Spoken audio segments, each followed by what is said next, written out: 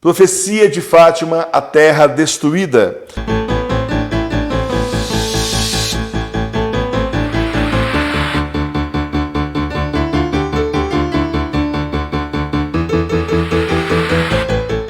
Não deixe de ser católico, seja igreja na sua casa. O Manual da Igreja Doméstica traz os sacramentos e bênçãos que você pode ter aí na sua casa. Adquira o Manual da Igreja Doméstica na lojinha da paróquia. O link está aqui embaixo na descrição do vídeo. Profecia de Fátima, a terra destruída. Lúcia, uma das pastorinhas de Fátima, se tornou religiosa, então se tornou a irmã Lúcia. Os primos morreram, né, crianças ainda, tanto Francisco como a Jacinta, e a única que sobrou foi justamente a Lúcia. Lúcia é uma das pastorinhas de Fátima e tornou-se religiosa. No mosteiro, enquanto ela rezava, em 1944, Nossa Senhora apareceu e lhe disse: "A ponta da lança, como chama que se desprende, toca o eixo da terra." Vou falar de novo. A ponta da lança, como chama que se desprende, toca o eixo da terra. Gente, os polos magnéticos da Terra estão se alterando rapidamente, muito mais rápido do que previsto pela ciência. Achava-se que era um fenômeno que ia levar milhares de anos, está acontecendo agora. Razão pela qual é assim, normalmente o pessoal fala, os cometas eles passam perto, entre aspas, da Terra, mas aí na verdade é longe, não tem possibilidade nenhuma de eles caírem aqui. Então, isso em condições normais talvez realmente seja, mas acontece que nós não estamos em condições normais. E você imagina o seguinte, na mudança dos polos magnéticos da Terra, o que é que não pode acontecer, inclusive atraindo um objeto celeste que ia passar longe aqui em termos de gravidade, em termos magnéticos para a Terra. O Senhor sabe de tudo. A profecia diz que vai cair realmente um cometa na Terra. Tá certo? E essas são as profecias que são reconhecidas pela igreja. Aí tem gente que fala assim, mas tem um monte de vidente aí que fala essas coisas também, professor. Eu falo, mas hoje em dia é fácil, né? Hoje em dia a pessoa tem internet, não é de hoje.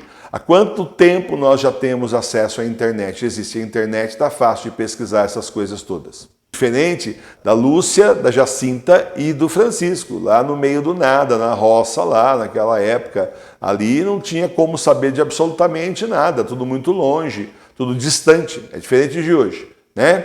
Então, é assim, por isso muita gente fala algumas coisas que soam familiares, e eu falo isso porque uma vez pesquisando muito eu concluí o seguinte, bom, é fácil a gente ver se a aparição é verdadeira ou não. Se ela está dizendo o que é aprovado pela Santa Igreja, está em consonância com as outras aparições que são reconhecidas pela Igreja, ora, mas professor Emílio, isso hoje é muito fácil, se uma pessoa for mal intencionada, em termos de internet, está resolvido o problema.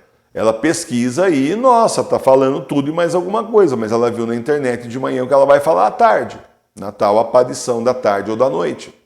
Claro, o demônio, como conhece também todas essas profecias, pode perfeitamente enganar aí os videntes e então passar aí uma aparição aí como se fosse verdadeira e enganando aí as pessoas e no meio do verdadeiro coloca aquilo que é falso que realmente interessa. Então as possibilidades são várias, mas não são reconhecidas pela igreja. Então nós não podemos nem ao menos ouvir.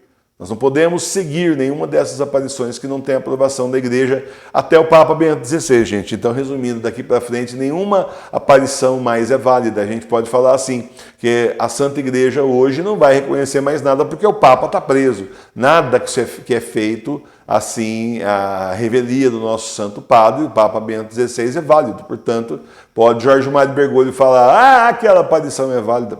Não interessa a opinião dele, não é válido, né? Outra coisa que está se modificando, meus irmãos, é o eixo da Terra. E você nota aqui que então Nossa Senhora disse, a ponta da lança, como chama que se desprende, toca o eixo da Terra. O eixo da Terra, você sabe, ele é inclinado, ele não é reto assim, ele é inclinado, né? E ele está se modificando também. Pasme, né? Já estão se aproveitando e dizendo que é por causa da poluição. Poluição, a professora está rindo ali, porque é professora de História e Geografia. Então, quer dizer, a poluição está mudando o eixo de terra, umas coisas loucas. Até eu estava falando aqui antes de começar, né? Falei, vai ver por isso que a China comprou tanto gado do Brasil, né? Porque foi para, assim, contrabalançar o peso, né?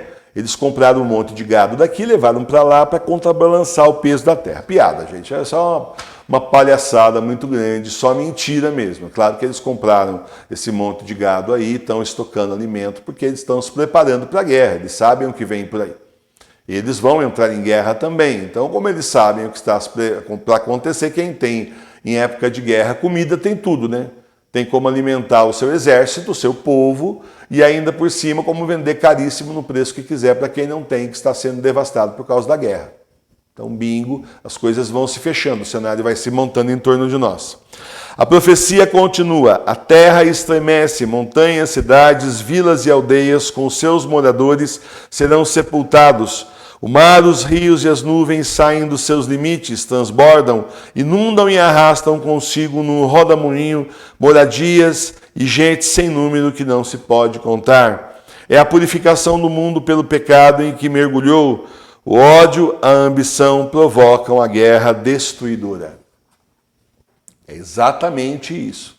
É por causa do ódio, é por causa da ambição desmedida dessas pessoas que não entendem, né, ou fazem que não entendem que nós não vamos ficar aqui para sempre, nós não vamos ficar aqui para semente, e fazem a obra do seu pai que está no inferno, que é o demônio, e destruindo então a terra, destruindo então a vida das pessoas. Era para ser uma vida muito melhor, a humanidade tem condição sim de se autoalimentar, mas por interesses assim indizíveis, por interesses realmente maquiavélicos e satânicos, nós vemos todo o desequilíbrio que existe no mundo. Não era para ser assim como está sendo.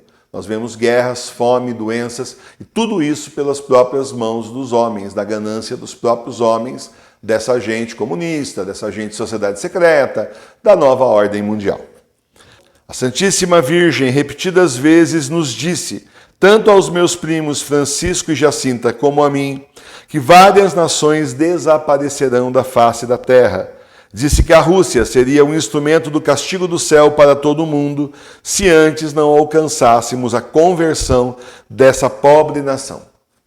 Então nós assistimos exatamente isso, nós estamos vendo o futuro da profecia de Nossa Senhora em Fátima.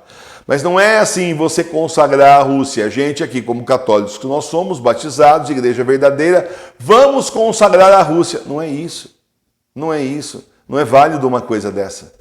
Para isso acontecer, é preciso haver a conversão da Rússia. Olha aqui, se antes não alcançássemos a conversão dessa pobre nação. Então era preciso que a Rússia se convertesse e ela quisesse, ela pedisse então aí a consagração a Nossa Senhora de Fátima, ao Imaculado Coração de Nossa Senhora. Não é simplesmente a gente chegar lá e consagrar a Rússia. Isso não existe. É por isso que nenhum Papa sério foram tão criticados. Tem gente que critica até hoje. Sede vacante critica João Paulo II aos montes e Bento XVI porque não consagraram a Rússia. Gente, mas a Rússia precisa querer se consagrar em primeiro lugar. E por um acaso foram feitos esforços internacionais para que isso acontecesse, de oração, terço no mundo inteiro rezando para que a Rússia se convertesse. Por um acaso, esforços internacionais políticos também para facilitar o pedido de Nossa Senhora, nada disso foi feito. Então não houve conversão, não havendo conversão, não houve consagração, não havendo nada disso, nós estamos vendo aí o que aconteceu. Está sendo usada como instrumento de punição para todas as nações, porque você tem que entender que o comunismo não nasce ali, mas é dali que se irradia para o mundo inteiro. É dali que se infiltra no mundo inteiro. Então, se espalha, né? se propaga. Então, meus irmãos e minhas irmãs, estejamos em oração. Estejamos aí sempre fazendo jejuns e penitências, porque nós estamos mesmo no fim dos tempos. Nesses tempos que são os últimos, são os tempos do Apocalipse.